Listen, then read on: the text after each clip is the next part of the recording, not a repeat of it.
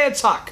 And, like a lot of you who follow my channel, I read and watch a lot of what's going on in the world.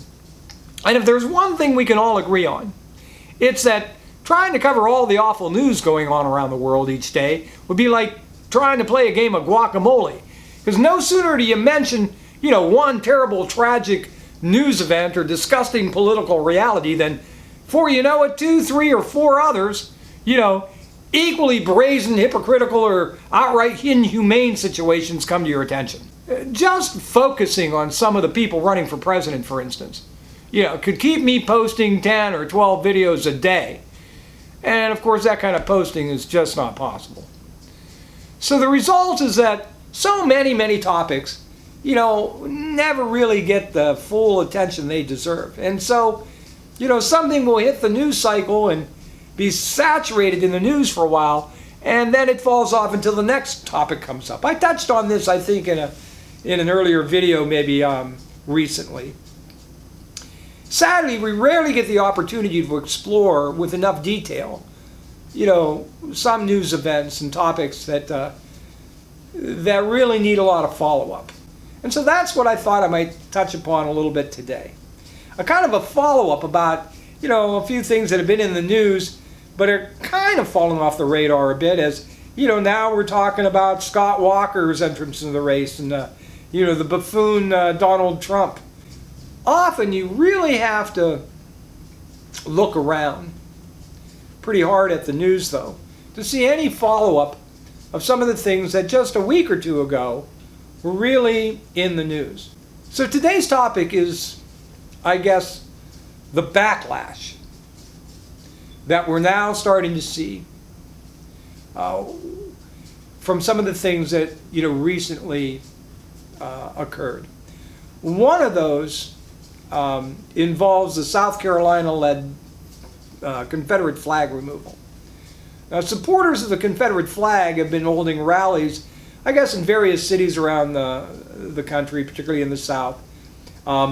Several more are planned, later this month and then on. I guess the biggest of these rallies thus far, I guess, was held over the weekend in some small central Florida town where, I don't know, as many as maybe 4,500 deeply disturbed individuals showed up and paraded, I guess, 1,500 vehicles in a parade estimated at like 2 miles long as they paraded through this Florida town. Now, this sort of thing really shouldn't come as any surprise to anyone. Nor can I say that I have been surprised to see that reflected in some of the Facebook postings that I've been reading through in the last several weeks. These Facebook postings are usually like thinly disguised, attempts at like sarcasm or maybe weak attempts at comedy. I don't know. Have you seen the one featuring the aspirin bottle with a cotton pulled out, saying something about how the left is now trying to ban, pill bottles because they're offended that you have to pick cotton to get them out of the bottle?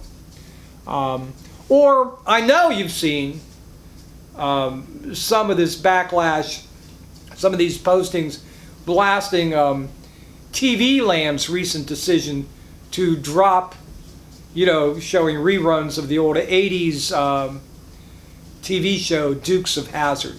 Now, I don't know about you, but I never liked that show then. And I remember being pretty damn offended by that General Lee Confederate flag roofed, Dodge Charger back then. Which I'm going to go into a little rant here about Facebook. I mean, Facebook is a lot of things I don't like about Facebook. Let's face it. It's something that I must admit I rarely post on.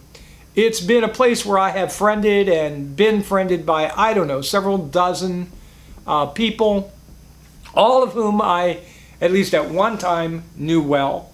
They include some relatives, many of them who have moved out of the area, live in different states around the country.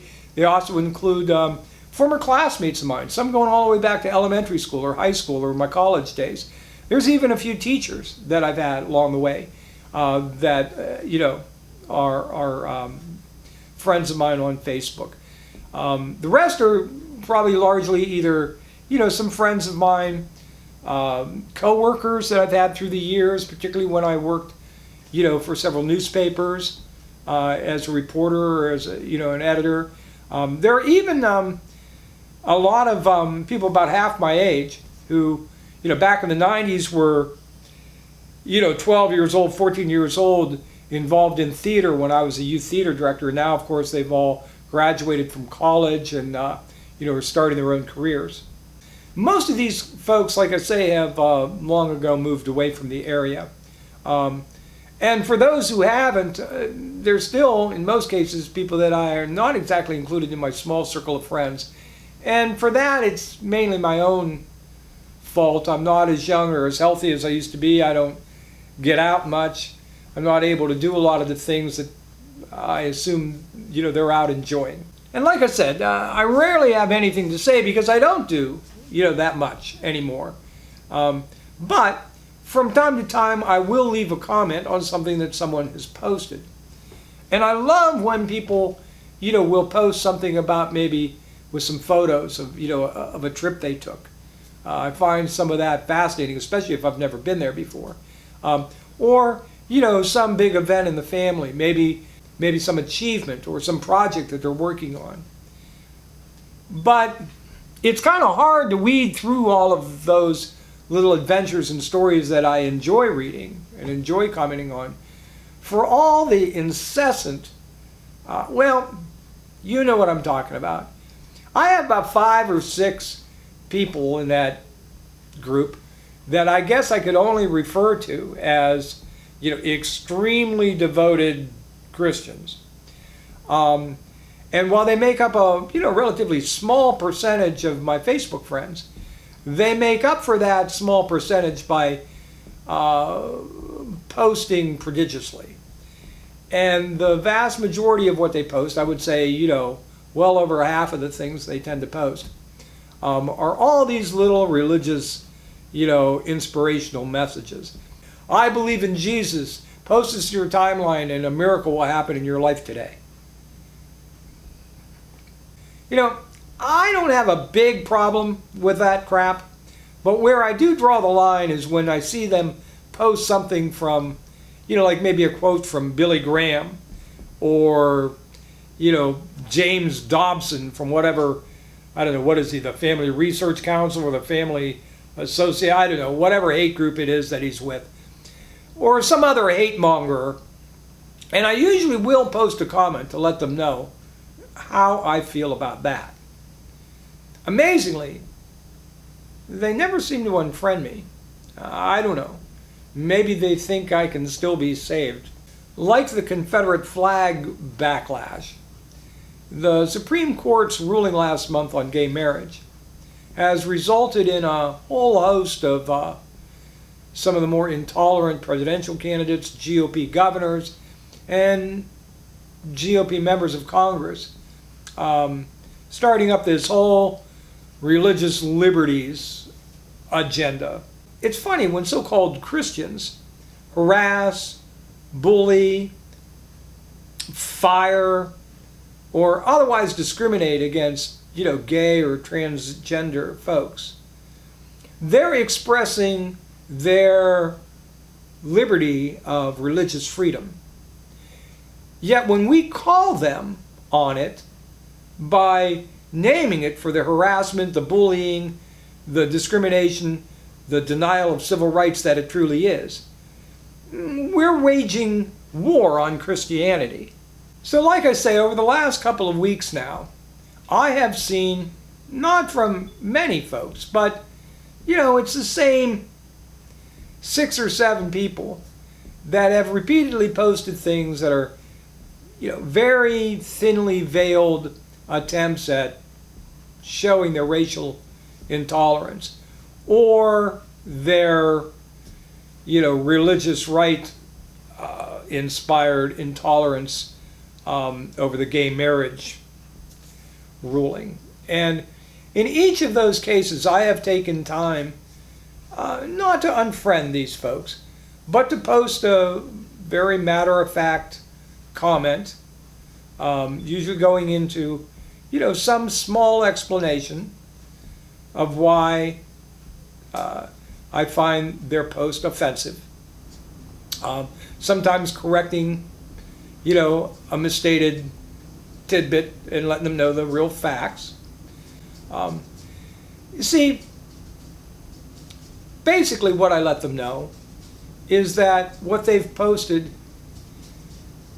considering that these were people that I know and at one time maybe admired or respected,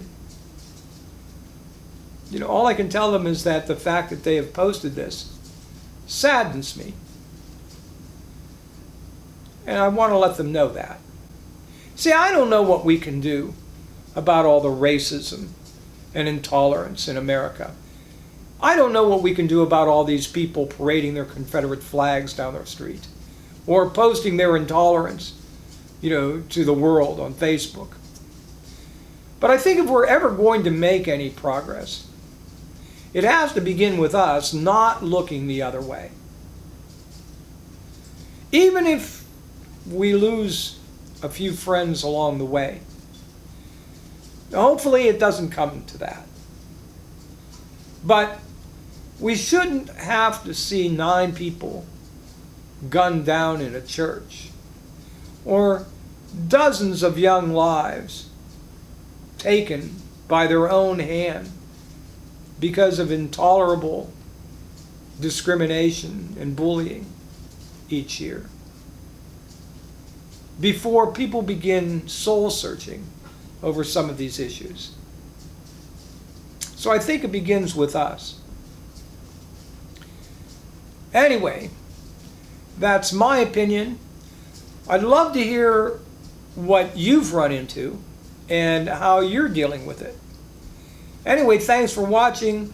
I hope to post again real soon. Have a great day. Be kind to one another.